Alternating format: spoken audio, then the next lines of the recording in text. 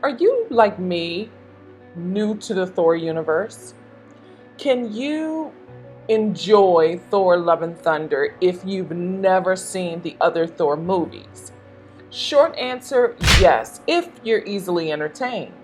I was going to skip this one because I only saw bits and pieces of Ragnarok and thought it was too late to jump in, quite frankly. And those trailers that they released just didn't entice me to want to see it.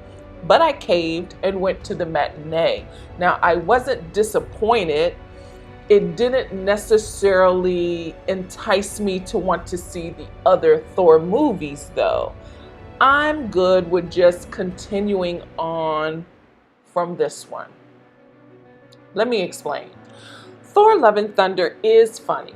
It's goofy. It doesn't take itself seriously. The jokes are intentionally juvenile and aloof, but it works.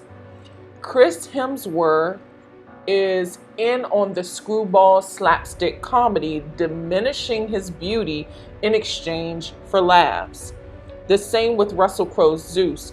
Crowe also depreciates his beauty and his acting caliber for parody, and his arc is organically funny. Now, Christian Bale crafted his version of Gore perfectly, in my opinion. I am not familiar with Gore in the comics, but on screen, I really felt his character.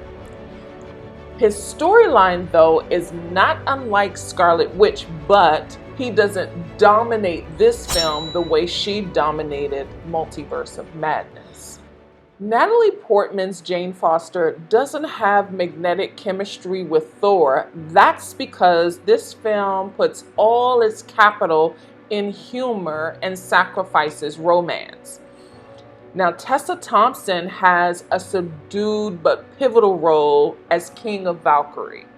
She tags along with Thor and Jane Foster to reclaim the kids that Gore abducted and lured to Gates of Eternity. The best direction, listen, I'm new to Thor, but I liked the children's arc. I think the next phase, I'm probably way off base, belongs to the children of New Asgard. They were so funny when they had their weapons and they helped Thor fight. I thought that was really, really cute. Maybe they deserve a standalone film, or maybe they need to be with Thor in Thor 5, or maybe even their own series. I thought they were really adorable, especially Gore's daughter, Love, in the end. She and I believe this was Chris Hemsworth's real daughter, she was hilarious, organically funny. I did enjoy her arc.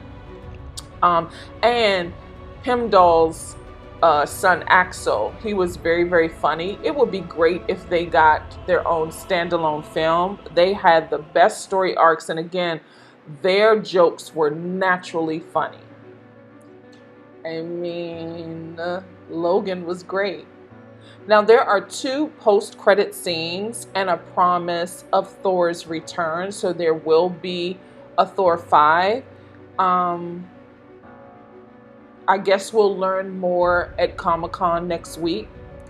The most filmic, stylized set pieces that I liked were the shots of Olympus.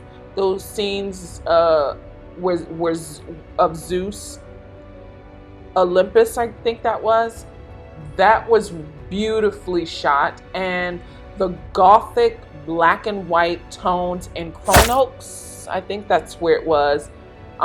Is that where Gore kept the children captive?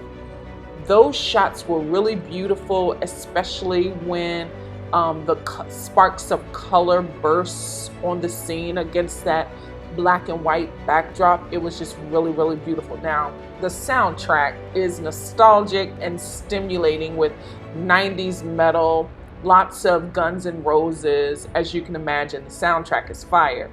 Overall, Hemsworth's charisma in this role just helps land jokes that otherwise wouldn't be as funny. I think he is great as Thor, and he's gonna have to commit, I'm sure, to like a couple more years to this role. Director Taika Waititi did a great job delivering a cinematically whimsical film. Thor Love and Thunder is worth seeing on the big screen, but unlike No Way Home and The Batman, it's probably a one and done in the theater, particularly if you're new to the universe or the franchise. Thank you so much. If you stuck around this long, I certainly appreciate you. Please consider liking, commenting, sharing, and subscribing. And until next time, peace.